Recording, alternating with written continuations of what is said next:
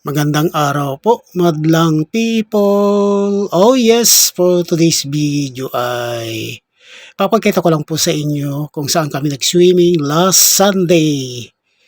So dito kami nagpunta po sa bandang Cavite. Ang paligid po niyan ay parang subdivision yung lugar na to. Pero yung aming pinag-swimmingan ay fresh residences.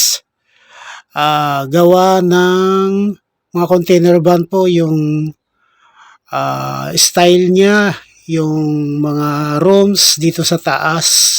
So ayan po yung nakikita nyo. Container van po yan mga kaibigan. At saka sa baba ay swimming pool.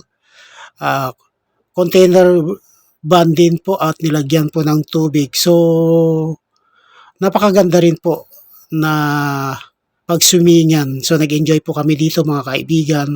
Dito sa second floor mayroon din video okay room at saka mga kwarto-kwarto po dito.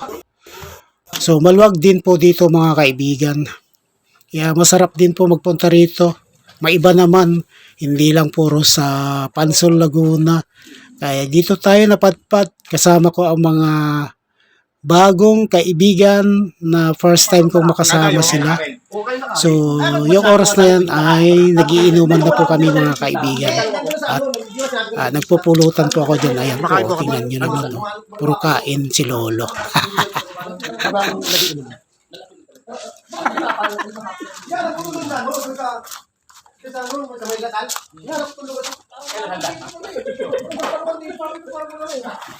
Tanong na ako sa paliparan. Pre, ba't ang paliparan ko? Ay, gusto mo sa yung ako.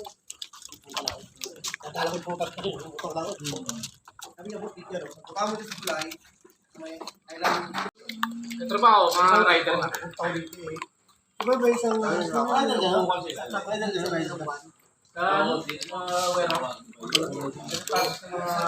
Oh yes, ang oras na po na yan mga kaibigan ay mga alas 10 na yata to ng umaga mga kaibigan. So happy lang, nagiinuman kami dyan habang nag-swimming. Kasarap po mga kaibigan.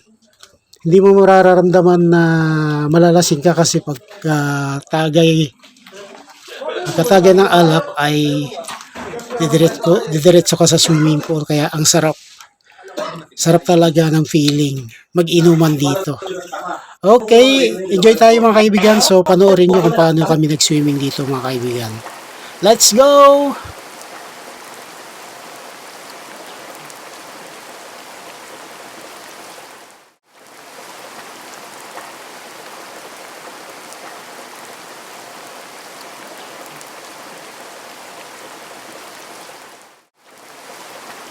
Saka bandang magtatanghali ay biglang bumuhos ang ulan, ang lakas. Kaya kasarap maligo talaga. Grabe, ang lakas ng ulan.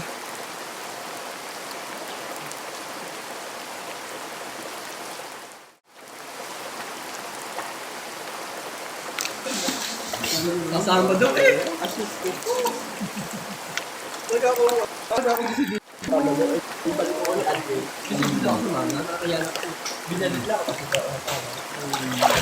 Kaya sabi ko, ang dami natin na ano ang tagal yung ano niya. Isip talaga ako sa tama.